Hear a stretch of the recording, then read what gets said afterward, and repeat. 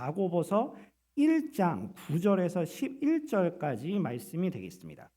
야고보서 1장 9절에서 11절까지 말씀이며 제가 보는 성경으로는 신약 371면에 있습니다.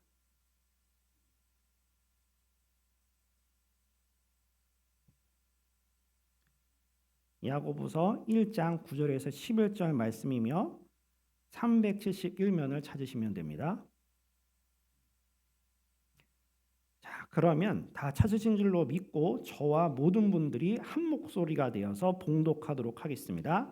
낮은 형제는 자기의 높음을 자랑하고 부한 자는 자기의 낮아짐을 자랑할지니 이는 그가 풀의 꽃과 같이 지나감이라. 해가 돋고 뜨거운 바람이 불어 풀을 말리면 꽃이 떨어져 그 모양의 아름다움이 없어지나니 부한 자도 그 행하는 일에 이와 같이 쇠잔하리라. 아멘.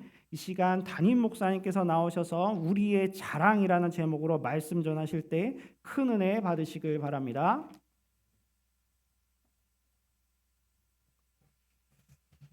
우리는 지난 2주 동안 시험당하는 그리스도인들에게 주시는 하나님의 말씀을 야고보를 통해서 듣게 되었습니다. 시험당하는 것을 기쁘게 여기라. 인내를 온전히 이루어라. 지혜를 구하라. 믿음으로 구하고 의심하지 말라.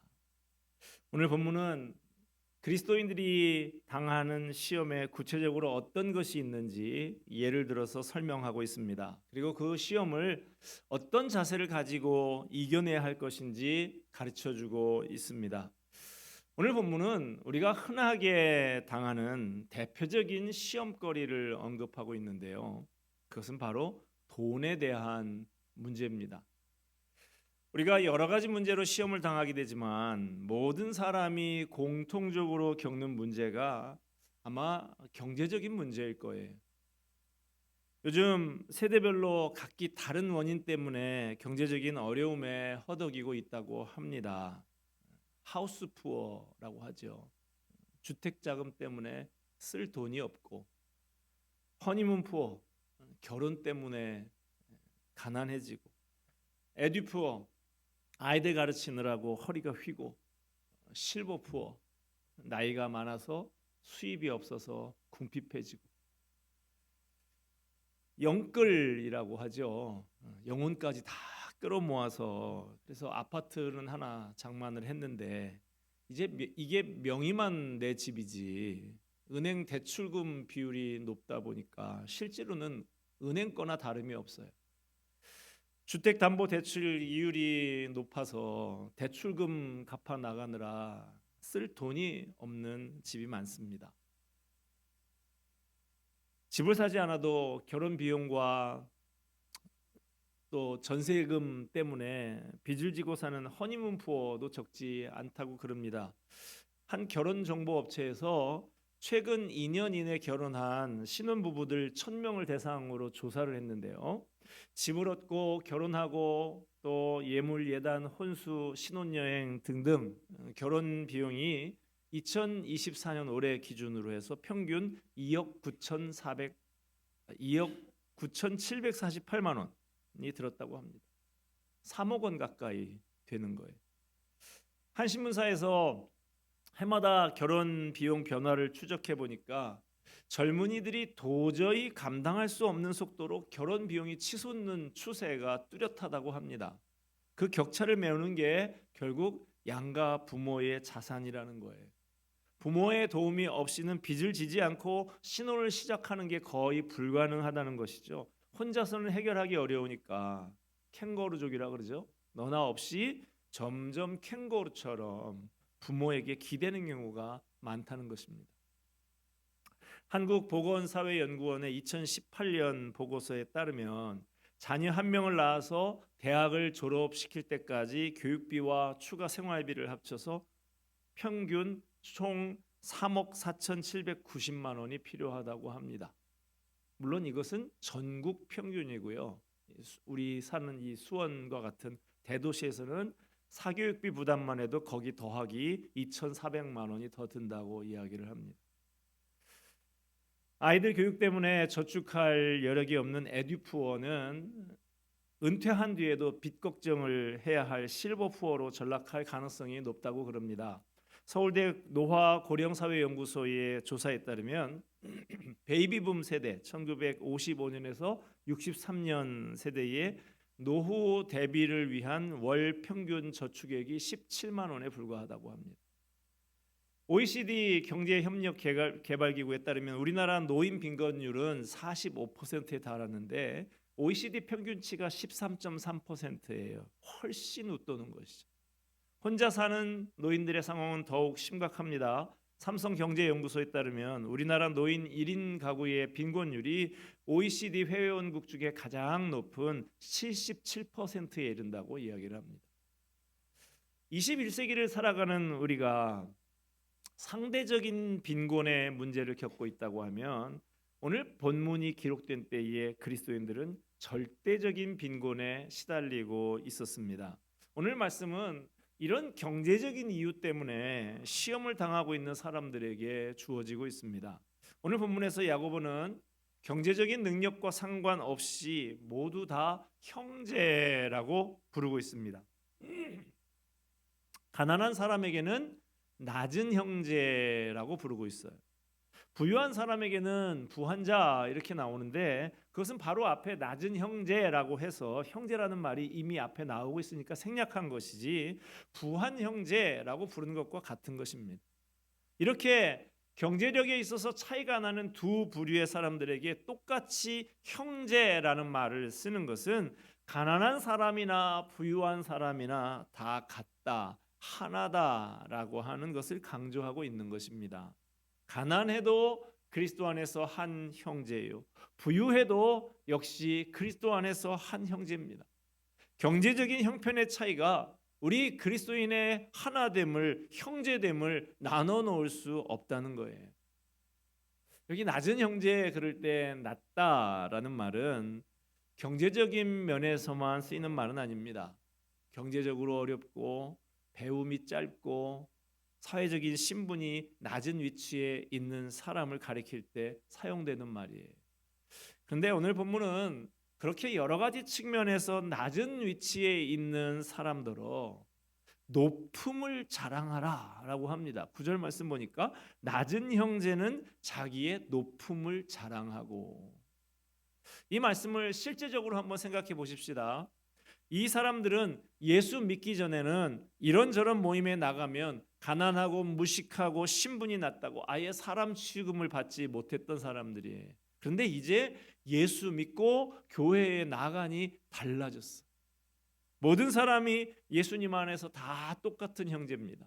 아무리 신분이 높은 사람도 나의 형제입니다. 전에 같으면 쳐다도 못 볼 그런 지체 높은 사람이 나를 보고 사랑하는 형제님 이렇게 부릅니다. 얼마나 높아졌는지 몰라요. 서울에 이른바 양반교회라고 불리는 교회가 몇 군데 있습니다.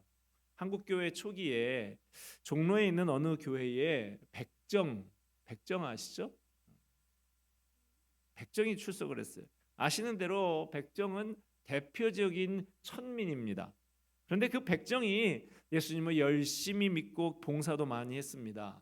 마침내 공동회를 열어서 투표를 했는데 그 백정이 장로가 됐어요. 일이 이쯤 되니까 양반들이 몹시 불쾌하게 생각을 했습니다. 전에 백정놈이라고 부르던 사람에게 장로님 하기가 싫었어. 그렇게 양반들이 따로 나가서 좋은 의미로 복음 전파하려고 교회 개척한 게 아니라 그 백정 장로 보기 싫어서 따로 나와서 세운 교회가 안국동에 있는 교회 이름은 제가 말하지 않겠습니다. 무슨 교회라고 하는 교회로 알려져 있습니다. 예전에 언젠가 제가 전북 김제에 있는 금산교회 이야기를 해드린 적이 있었는데요. 자기 집 머슴을 장로님으로, 나중에는 그 교회의 담임 목사님으로 극진히 섬겼던 금산교회 조덕삼 장로님의 아름다운 사례도 있지만요, 양반교회와 같은 이런 아픈 이야기도 한국교회의 역사에 남아 있습니다. 교회에서는 백정이 장로고 양반이 집사일 수 있는 데가 교회예요. 예수님 안에서는 위아래가 따로 있지 않고 다 한 형제입니다. 오늘 본문의 말씀이 바로 그 말씀입니다.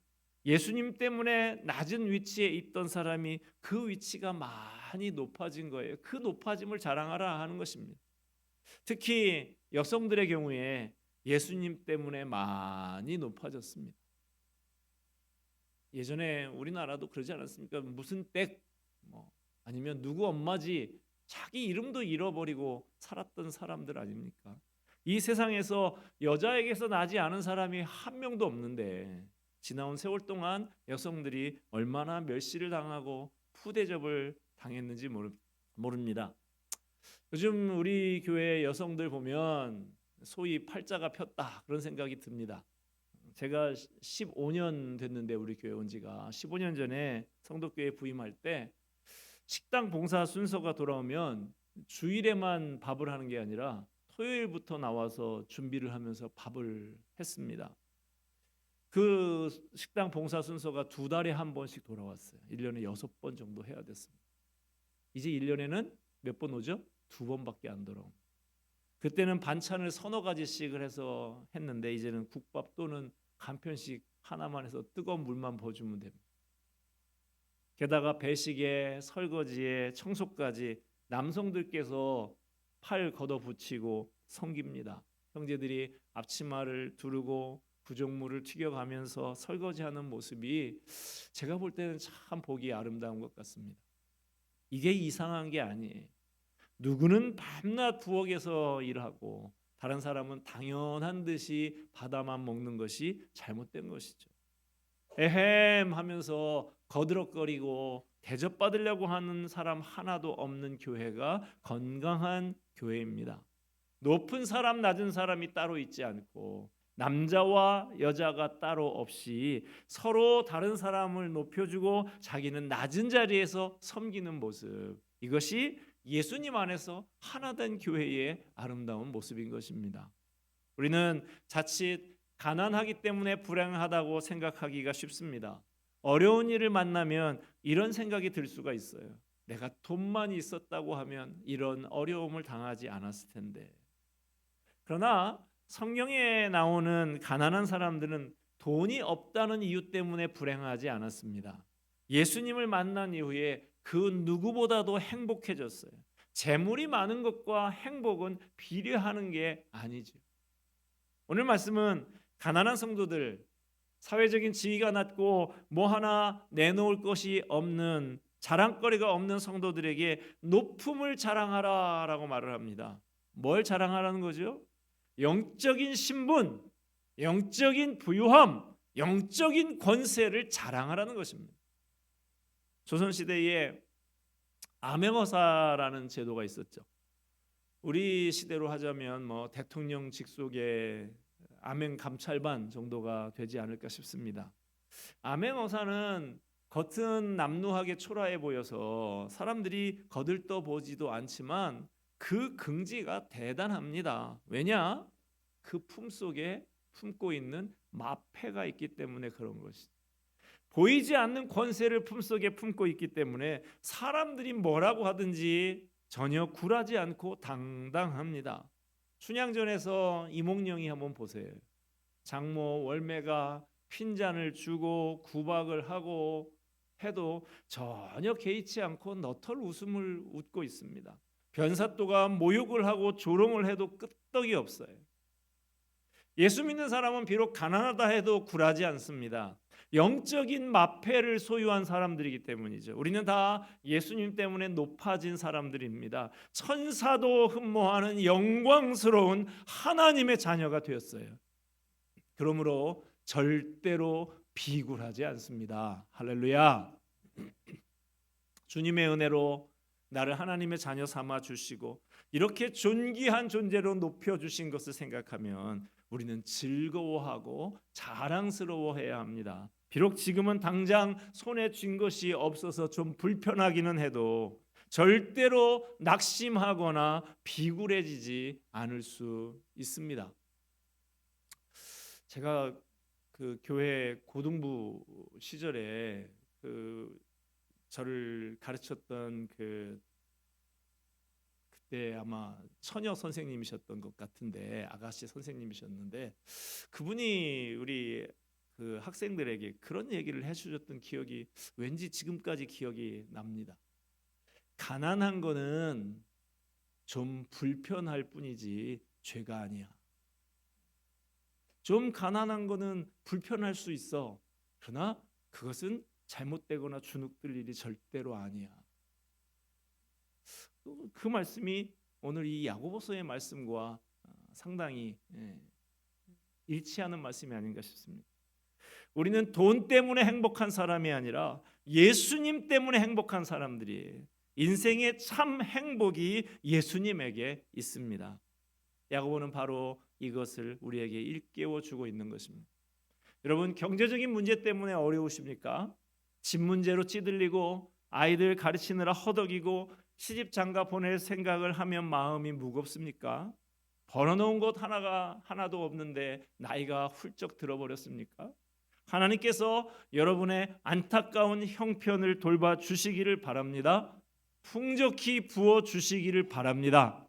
그렇지만 혹 그렇지 않더라도 기죽지 마세요.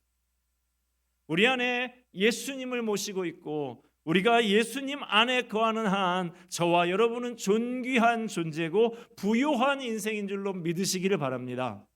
나는 하나님의 자녀다. 나는 천국의 백성이다. 이런 긍지와 자부심을 가지고 당당하게 살아가는 여러분이 되시기를 바랍니다.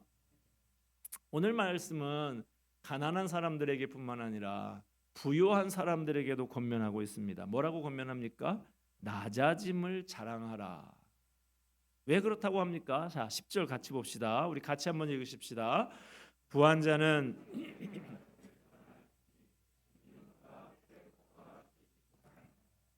풀의 꽃과 같이 지나감이라. 부귀가 있고 권세가 있어도 그것들은 모두 풀의 꽃과 같다는 것입니다. 장미꽃, 백합꽃이 아무리 예쁘고 화려해도 얼마 못 가서 그 꽃잎이 시들어지고 떨어져 썩습니다. 세상의 부요함과 권세가 다 그런 것이라는 것이죠. 요즘 대통령의 비상계엄과 그에 맞선 탄핵으로 온 나라가 소용돌이를 치고 있습니다. 그렇게 기세등등했던 대통령 자리도 얼마 가지 못해서 내려놓게 됩니다. 파면되지 않더라도 기껏해야 몇 년 뒤에는 그 자리를 내놓아야 합니다. 자리에서 내려온 다음에는 감옥에 가는 분도 있고 계란이 날아와서 맞는 분도 있더라고요. 제 아무리 큰 권세도 떨어지고 나면 초라하고 쇠잔하게 되는 것입니다. 시편 90편 10절 말씀에 우리 연수가 70이요 강건하면 80이라도 그 연수의 자랑은 수고와 슬픔뿐이요 신속히 가니 우리가 날아가나이다. 잠언 27장 1절은 이렇게 말씀합니다. 너는 내일 일을 자랑하지 말라. 하루 동안에 무슨 일이 일어날는지 내가 알 수 없음이니라. 우리 집 냉장고 안에 들어있는 음식도 내 것이라고 하는 보장이 없습니다. 먹게 될지 못 먹게 될지 몰라요. 지금 내 손 안에 있다고 해서 내 것이 아닙니다. 하나님께서 주시고 하나님께서 거두어 가십니다. 주시는 자도 하나님이시요 거두시는 분도 하나님이십니다.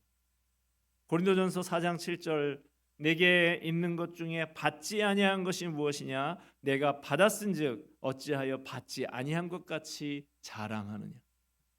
가난한 것만 우리에게 시험거리가 아니에요. 물질적인 부요함도 얼마든지 시험거리가 될 수 있습니다. 물질적인 부요함이 우리를 잘못된 것으로 끌고 갈 수도 있어요. 물질적인 부요함이 우리에게 주는 시험은 첫째로 의존입니다. 우리의 안전이 돈에 있다고 착각합니다. 돈만 있으면 다 된다고 착각을 해요. 돈만 있으면 평안할 줄 압니다.